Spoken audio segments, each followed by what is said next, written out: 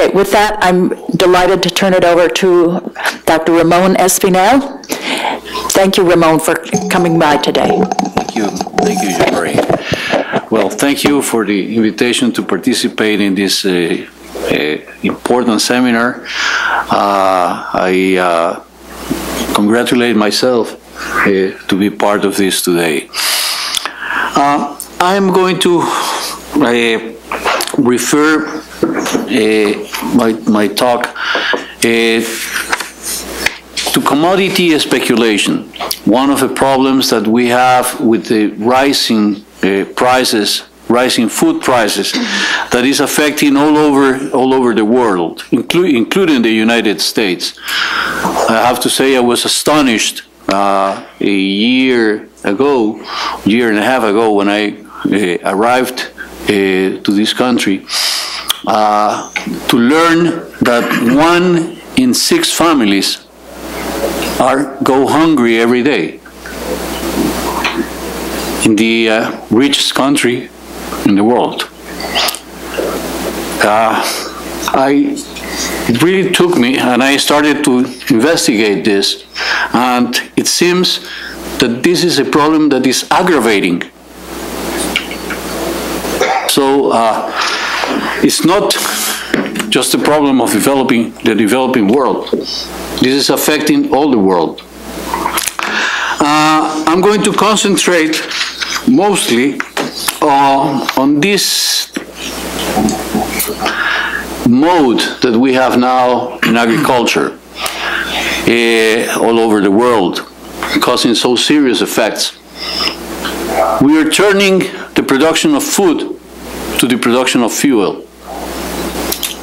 And I'm going to share with you, most of these probably you have heard and you know, but it's good to refresh it, to talk about this. Let's start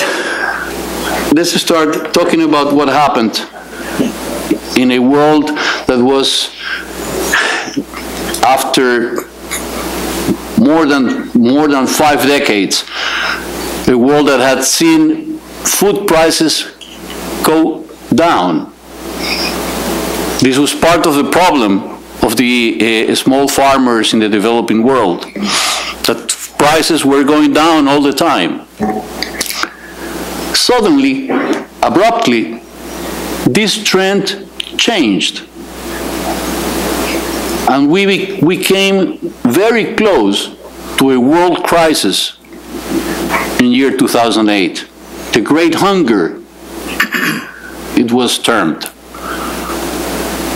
But this started, the trends of this started much earlier. By 2006, corn prices in the United States had risen for about 50%. By 2008, prices had tripled. There was a short period of stabilization, but again, the trend continues.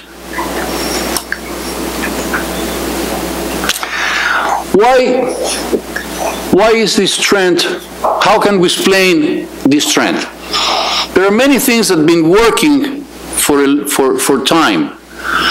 One of these is that the world reached a plateau in the production of grains as early as 1980. The production of grains has not increased substantially since 4 decades ago. This has also other explanations. One, very important when you look at the economy of developing countries, is that the fact that food production decreased notably because the enforcing of the neoliberal paradigm in most of developing countries. This had much to do with multinational corporations on the one hand, the multinational institutions like the World Bank, the IMF, that imposed through structural adjustment programs a series of conditions that affected agriculture, particularly at the middle and small farmer level. The effects came because of this abrupt liberalization, that is, reducing all the regulation that control banks, for instance. The rapid and tremendous increase in the interest rates. The flexible exchange rates. All this introduced a lot of disbalance or imbalance in developing countries' economies, which affected directly agriculture. This provoked what is being called the de-peasantization of the rural areas. That is, bringing thousands and thousands of people from the rural areas to the slums in the large, engrossing the cities.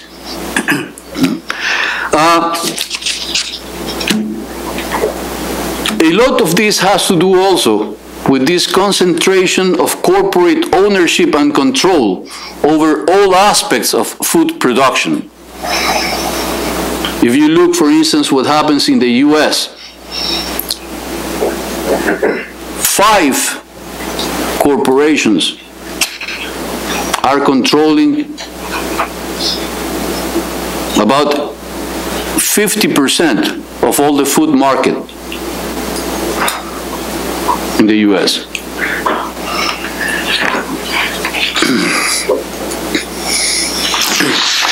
So,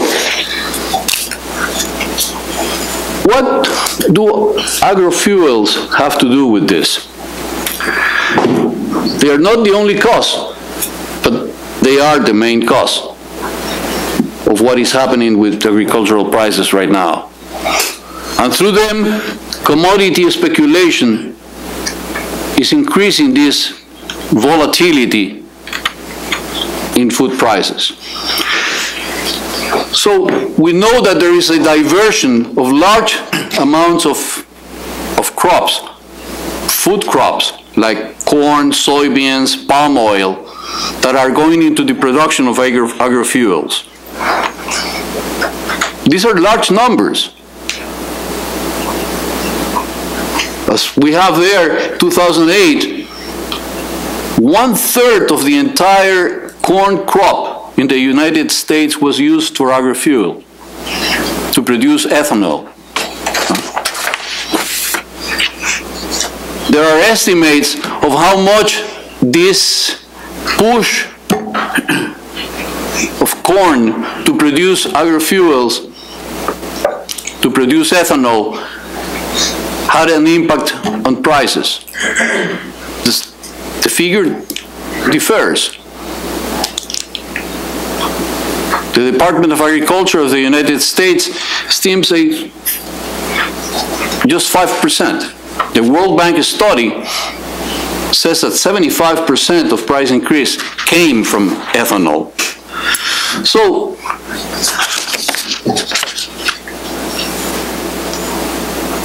it diverts food from human consumption and also encourages farmers to shift from other staple crops, increasing speculation in commodity grains.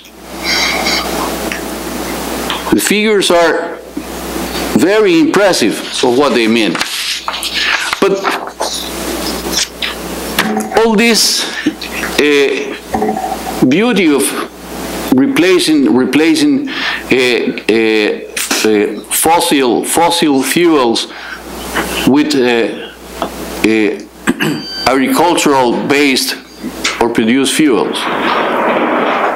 It seems that it is not such a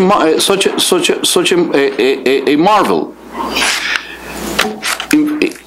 Researchers at University of Cornell and University of California and Berkeley show that the production of these crops require more energy coming from fossil fuels, mechanization, pesticides, etc., than what they can displace. And even if they were so important, a study from the University of Minnesota shows very clearly that if all corn produced in the United States and all the soybeans were dedicated to agrofuels, it would just displace 12% of the gasoline this country consumes, or 6% of all the diesel demanded in the United States. But worse than that, what has to do with the world, if all the production of carbohydrates was dedicated to produce agrofuels, we'll just replace 40% of petroleum consumption. And if all the oil seeds produced in the world were used for agrofuel, we just replace 10% of today's consumption of diesel fuel. So here comes the question: is it worth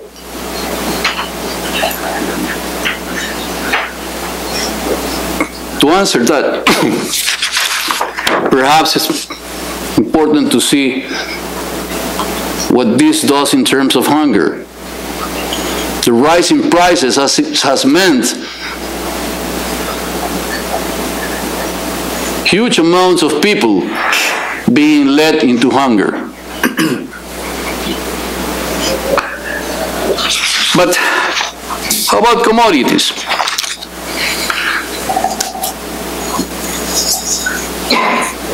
Today, the commodity index funds control more than 50% of all the grains, corn, wheat, soybeans produced in the United States.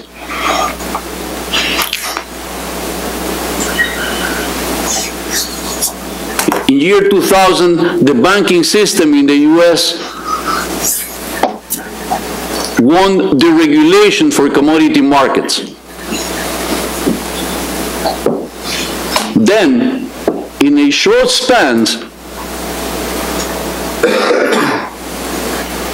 we reached more than 300 billion worth in investments in commodity index funds. Goldman Sachs diverted at the start of the banking crisis or the financial crisis by 2008, they diverted to these commodity index funds. So a great deal of this has to do with the rise in prices in food.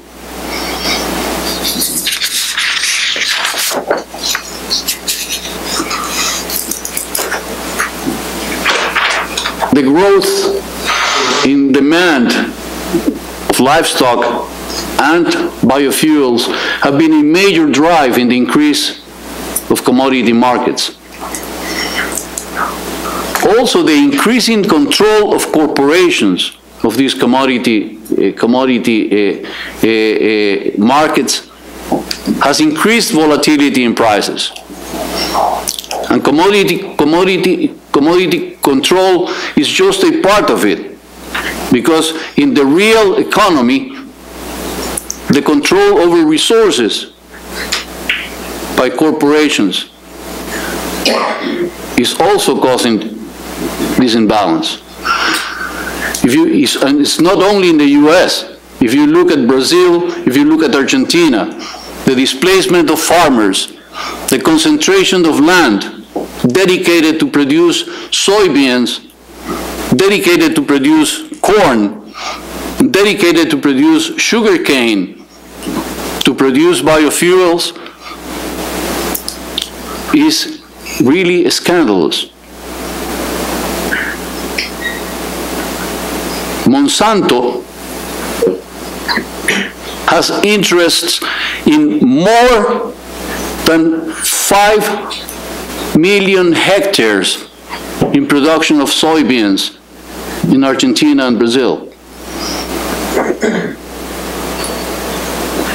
Jo Marie made a mention about this issue of land displacement, which is termed land grabbing.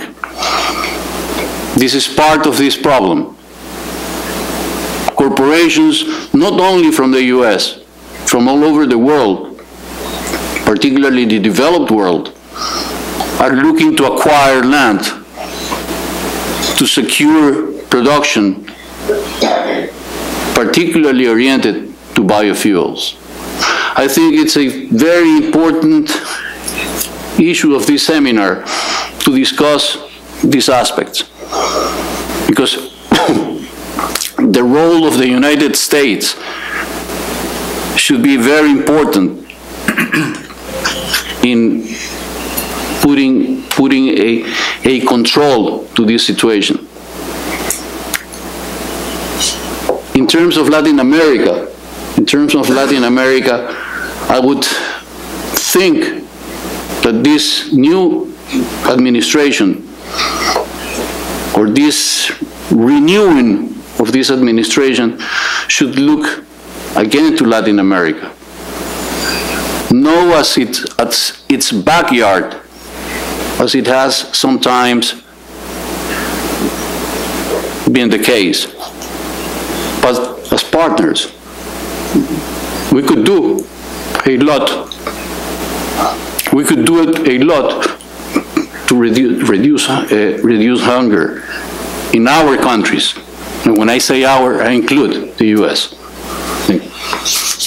Thank you so very much, Ramon. That sort of gets us where we eat. And we have been focusing, if you note in the handout, we work on the Financial Stability Board, and one of our issues is on derivatives. And when you see derivatives, this is exactly the speculation in food, fuel, and commodities. And what are the global financial regulators going to do about the re-regulation of derivatives?